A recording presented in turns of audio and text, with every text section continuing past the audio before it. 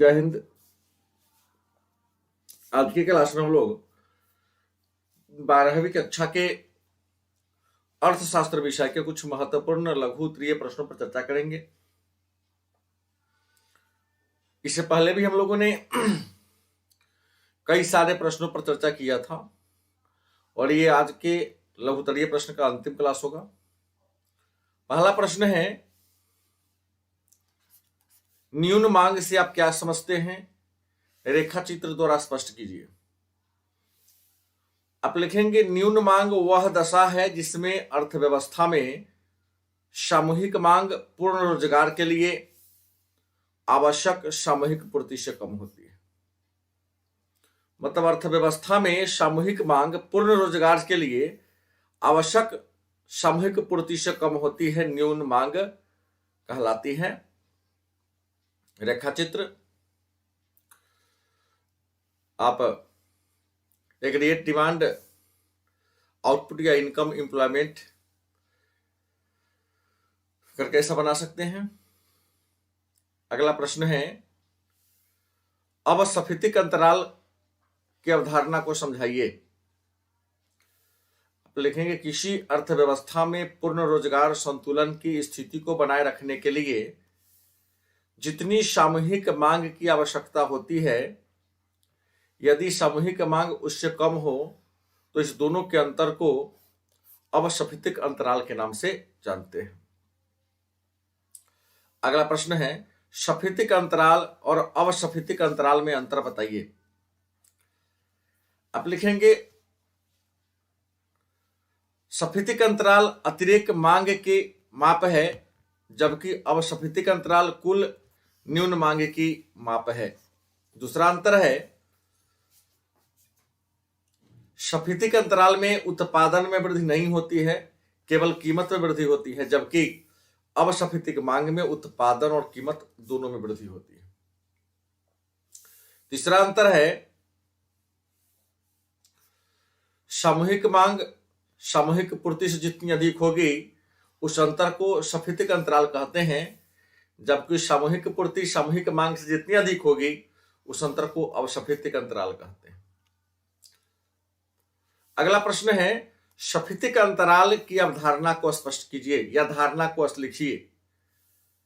उत्तर होगा, किसी अर्थव्यवस्था में पूर्ण रोजगार संतुलन की स्थिति को बनाए रखने के लिए जितनी सामूहिक मांग की आवश्यकता पड़ती है उससे अधिक सामूहिक मांग के अंतर के माप को सफीतिक अंतराल कहते हैं। अगला प्रश्न है, खुले बाजार की क्रिया से आप क्या समझते हैं? खुले बाजार की क्रिया से आप क्या समझते हैं? आप लिखेंगे, खुले बाजार की क्रिया से अभिप्राय वैसी स्थिति से है जिसमें केंद्रीय बैंक द्वारा मुद्रा बाजार में सरकारी तथा निजी संस्थाओं की प्रतिभूतियों के क्रय विक्रय किया जाता है, जिसका उद्देश्य शाख का नियंत्रण एवं विस्तार करना होता है। अगला प्रश्न है, अतिरेक मांग अथवा अस्फीतिक अंतराल को नियंत्रित करने के मौद्रिक उपाय लिखिए। अतिरेक मांग को नियंत्रित करने के मौद्रिक उपाय लिखिए। नंबर 1, बैंक दर को बढ़ाया जाना चाहिए। नंबर 2, केंद्रीय बैंक को खुले बाजार में प्रतिभूति बेचनी चाहिए। नंबर 3, नगद कोष अनुपात में वृद्धि की जानी चाहिए। नंबर 4, तरलता अनुपात को बढ़ाया जाना चाहिए। नंबर 5, शाख की राशनिंग की जानी चाहिए। नंबर 6, केंद्रीय बैंक द्वारा व्यापारिक बैंकों को शाख संकुचन का परामर्श दिया जाना चाहिए। अगला प्रश्न है, केंद्रीय बैंक के द्वारा न्यून मांग को ठीक करने के मौद्रिक उपाय को लिखिए। केंद्रीय बैंक के द्वारा न्यून मांग को ठीक करने के मौद्रिक उपाय लिखिए। आप लिखेंगे उत्तर में, केंद्रीय बैंक न्यून मांग को ठीक करने के लिए निम्नलिखित मौद्रिक उपाय अपनाती है। नंबर 1, बैंक दर में कमी करनी चाहिए। नंबर 2, खुले बाजार में केंद्रीय बैंक को प्रतिभूति खरीदनी चाहिए। नंबर 3, नगद कोष अनुपात में कमी करनी चाहिए तथा तरलता अनुपात में कमी करनी चाहिए। ऋण की सीमांत आवश्यकता में कमी करनी चाहिए। साख को समाप्त की जानी चाहिए, साख की राशनिंग को समाप्त करनी चाहिए। अगला प्रश्न है न्यून मांग को ठीक करने के उपाय लिखिए। न्यून मांग को ठीक करने के उपाय लिखिए। आप लिखेंगे न्यून मांग को ठीक करने के उपाय निम्नलिखित हैं। पहली बार हम राजकोषीय उपाय की चर्चा करेंगे। तो राजकोषीय उपाय में सरकारी व्यय को बढ़ा देना चाहिए, कर भार में कमी किया जाना चाहिए, सरकारी ऋण को कम करना चाहिए, घाटे का बजट बनाना चाहिए। फिर न्यून मांग को ठीक करने का मौद्रिक उपाय, पहले उपाय क्या है? मौद्रिक उपाय में सस्ती मुद्रा नीति को अपनाना चाहिए, बैंक दर में परिवर्तन करना चाहिए, खुले बाजार में प्रतिभूति खरीदनी चाहिए, नगद कुश अनुपात में कमी करनी चाहिए, तरलता अनुपात को कम किया जाना चाहिए। अगला प्रश्न है अतिरेक मांग को ठीक करने के उपाय लिखिए। तो अतिरेक मांग को ठीक करने के पहले राजकोषीय उपाय देख लीजिए। सरकारी व्यय को कम करना चाहिए, कर भार में वृद्धि करनी चाहिए, सरकारी ऋण को बढ़ा देना चाहिए, बचत का बजट बनाना चाहिए। फिर मौद्रिक उपाय की बात करते हैं अतिरेक मांग को ठीक करने का। तो महंगी मुद्रा नीति अपनानी चाहिए, बैंक दर को बढ़ा देना चाहिए, खुले बाजार में प्रतिभूति को बेचना चाहिए, नगद कोष अनुपात अधिक करना चाहिए, तरलता अनुपात अधिक करना चाहिए। अगला प्रश्न है सरकारी बजट क्या है, इसके मुख्य विशेषता को लिखिए। आप लिखेंगे बजट एक विस्तृत आर्थिक विवरण है जिसमें सरकार की एक वित्तीय वर्ष के आय और व्यय का ब्यौरा होता है। बजट की विशेषता है यह सरकार के आय और व्यय का वार्षिक विवरण है। इसके दो घटक हैं, कर प्राप्तियां और गैर कर प्राप्तियां। तीसरा इसके दो संघटक हैं, बजट प्राप्तियां और बजट व्यय। अगला प्रश्न है सरकारी बजट के उद्देश्य को लिखिए। उत्तर होगा सरकारी बजट के निम्नलिखित उद्देश्य हैं आर्थिक विकास को बढ़ावा देना, क्षेत्रीय संतुलित विकास को बढ़ावा देना, आय एवं संपत्ति का पुनर्वितरण करना, आर्थिक स्थिरता को लाना, रोजगार का सृजन करना, सार्वजनिक उपक्रमों का प्रबंधन करना। अगला प्रश्न है प्रत्यक्ष कर और अप्रत्यक्ष कर में अंतर लिखें। आप लिखेंगे उत्तर प्रत्यक्ष कर वह कर है जो जिस व्यक्ति पर लगाया जाता है वह व्यक्ति ही उसका भार उठाता है, इसे टाला नहीं जा सकता, जैसे आयकर, संपत्ति कर, मृत्यु कर। जबकि अप्रत्यक्ष कर वह कर है जो जिस व्यक्ति पर लगाया जाता है वह व्यक्ति अंतिम रूप से उसका भुगतान नहीं करता, बल्कि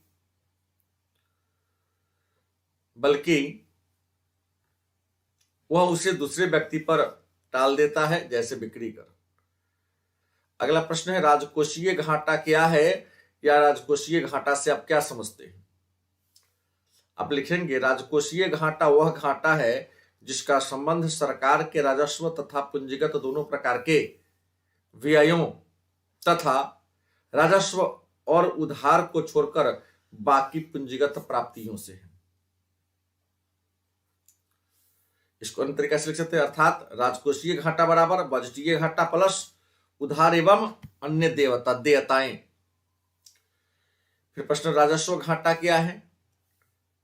उत्तर होगा राजस्व घाटा सरकार के राजस्व व्यय की राजस्व प्राप्ति पर अधिकता को दर्शाता है। राजस्व घाटा सरकार द्वारा उधार लेने के कारणों की ओर ध्यान आकर्षित करता है, अर्थात राजस्व घाटा बराबर होगा राजस्व व्यय और राजस्व प्राप्तियां। राजस्व व्यय और राजस्व प्राप्तियां। प्रश्न निष्पादन बजट क्या है, या निष्पादन बजट से आप क्या समझते हैं? आप लिखेंगे वैसा बजट जिसमें कार्य के परिणाम को आधार बनाकर बजट का निर्माण किया जाता है निष्पादन बजट कहलाता है। इस बजट में उपलब्धि के साधनों पर बल न देकर उपलब्धियों पर बल दिया जाता है। इस बजट के केंद्र बिंदु में वह बात होते हैं जिन्हें सरकार पूरा करना चाहती है। अगला प्रश्न है, जेंडर आधारित बजट क्या है? आप लिखेंगे, जब सरकार बजट में महिलाओं के सशक्तिकरण को आधार मानकर उसके विकास व कल्याण के लिए बजट में एक निश्चित धनराशि की व्यवस्था करती है, उसे ही हम जेंडर आधारित बजट के नाम से जानते हैं। अगला प्रश्न है, विदेशी विनिमय दर क्या है? इसके कितने प्रकार हैं? आप लिखेंगे, वह दर जिस पर एक देश की मुद्रा का दूसरे देश की मुद्रा के साथ विनिमय किया जाता है विदेशी विनिमय दर कहलाता है। इसके दो प्रकार हैं, स्थिर विनिमय दर और लोचपूर्ण विनिमय दर। अगला प्रश्न है, विदेशी विनिमय की मांग और पूर्ति के स्रोत बताइए। विदेशी विनिमय के मांग और पूर्ति के स्रोत बताइए। आप लिखेंगे, विदेशी विनिमय के मांग के स्रोत, नंबर 1, विदेशों से वस्तुओं और सेवाओं का आयात, विदेशों में निवेश, विदेशों में भेंट उपहार योजना, विदेशी मुद्राओं में मूल्य पर सट्टा, अंतर्राष्ट्रीय सौदों से संबंधित अन्य भुगतान। अगला है, उसी का अगला हिस्सा, विदेशी विनिमय के पूर्ति के स्रोत में विदेशों को वस्तुओं और सेवाओं का निर्यात, गृह देश में विदेशियों द्वारा निवेश, शेष संसार में भेंट व उपहार प्राप्त करना, अंतर्राष्ट्रीय सौदों से संबंधित प्राप्तियां।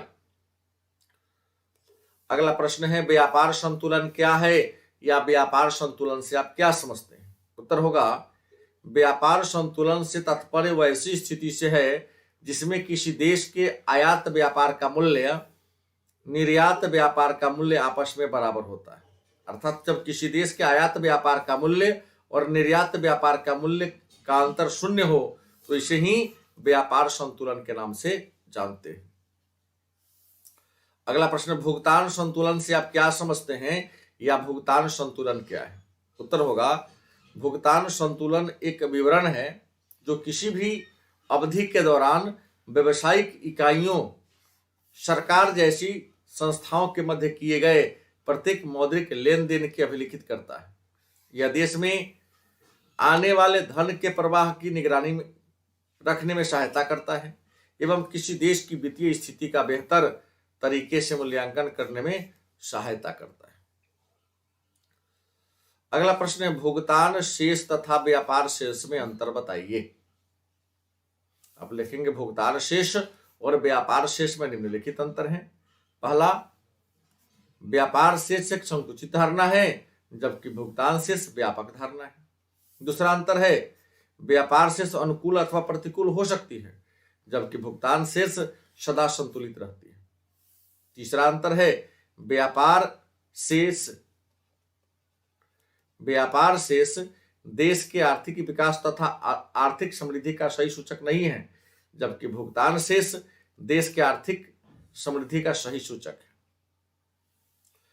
चौथा अंतर है, व्यापार शेष आयात तथा निर्यात वस्तुओं अर्थात दृश्य वस्तु की सूची होती है जो कोई देश एक वर्ष में करता है, जबकि भुगतान शेष दृश्य अदृश्य सभी प्रकार के वस्तुओं की सूची है।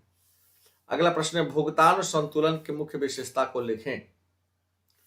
भुगतान संतुलन की मुख्य विशेषता को लिखें। आपका उत्तर होगा, भुगतान संतुलन की मुख्य विशेषता निम्नलिखित है। नंबर 1, यह क्रमबद्ध लेखा रिकॉर्ड है। यह एक वित्तीय वर्ष का लेखा जोखा है। इसमें सभी प्रकार के दृश्य अदृश्य एवं पूंजी अंतरण की मद को शामिल किया जाता है। यह दोहरी लेखांकन प्रणाली पर आधारित है। इसमें स्वतः समायोजन का गुण पाया जाता है। अगला प्रश्न है, भुगतान शेष के प्रमुख संघटक का नाम लिखें। भुगतान शेष के प्रमुख संघटक का नाम लिखें। अब लिखेंगे, भुगतान शेष के प्रमुख 2 संघटक हैं, चालू खाता, पूंजी खाता। और चालू खाता के प्रमुख तत्व कौन है? दृश्य व्यापार शेष या दृश्य व्यापार खाता। दूसरा, अदृश्य व्यापार शेष या अदृश्य व्यापार खाता, एक पक्षीय अंतरण। और पूंजी खाता के प्रमुख तत्व हैं सरकारी सौदे, गैर सरकारी अथवा निजी सौदा, प्रत्यक्ष विदेशी निवेश, पोर्टफोलियो निवेश। अगला प्रश्न है भुगतान संतुलन सदैव भुगतान शेष सदैव संतुलित रहता है क्यों? भुगतान शेष सदैव संतुलित रहता है क्यों? आपका उत्तर होगा कि भुगतान शेष सदैव संतुलित स्थिति में होती है क्योंकि इसका विवरण बही खाते के समान दोहरी प्रविष्टि के देनदारी तथा लेनदारी तथा देनदारी में के आधार पर तैयार किया जाता है।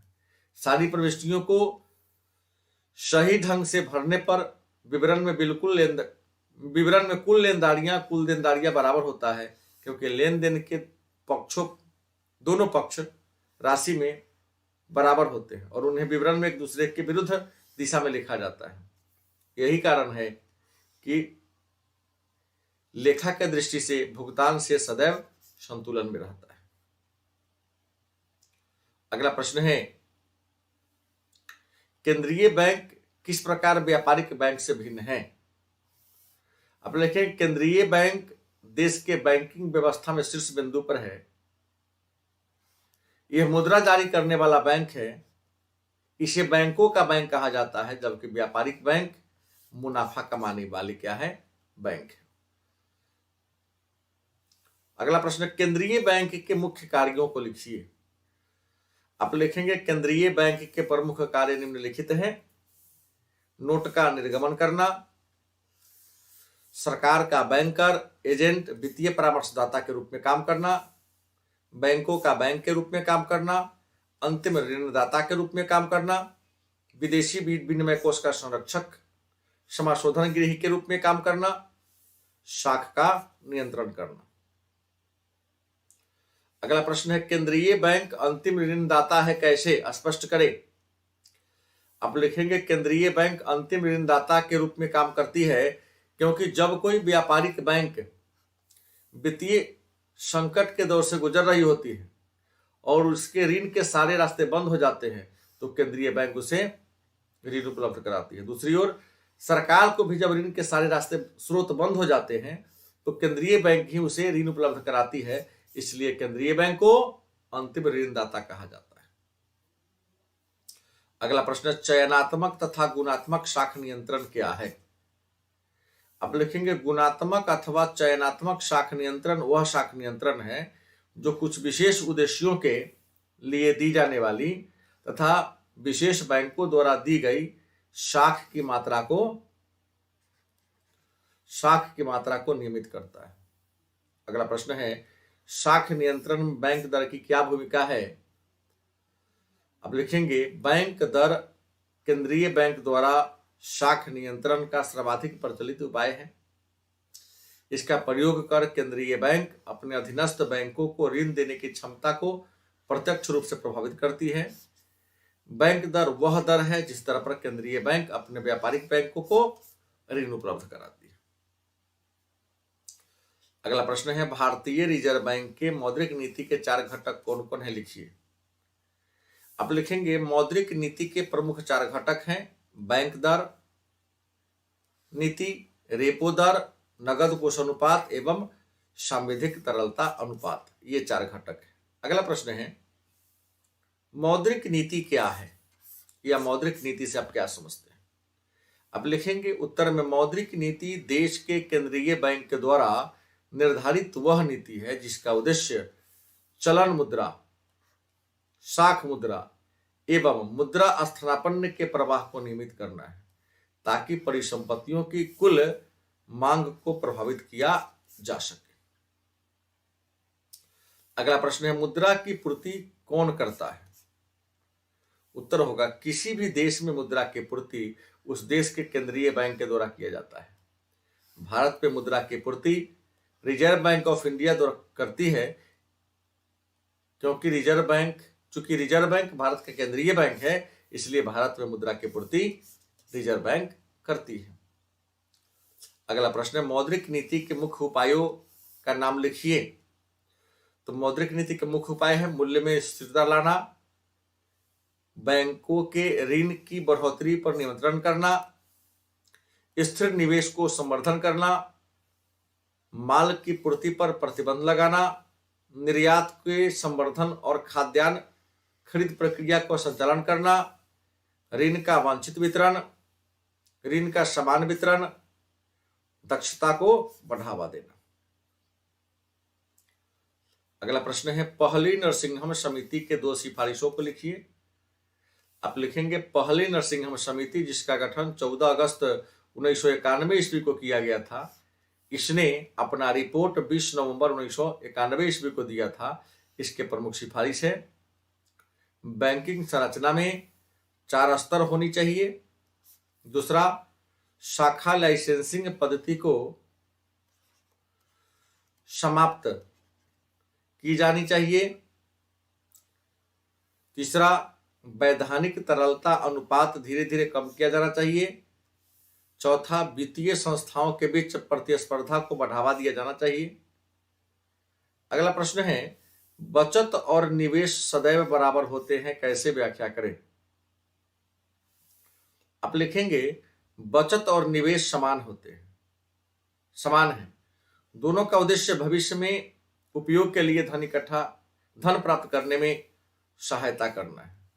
बचत और निवेश संक्षेप में एक मौद्रिक मूल्य है जो वित्तीय संसाधनों के भीतर रहता है। पैसे बचाने के लिए दोनों एक वाणिज्यिक बैंक के साथ विशेष खाता का उपयोग करते हैं, इसलिए बचत और निवेश आपस में बराबर होते हैं।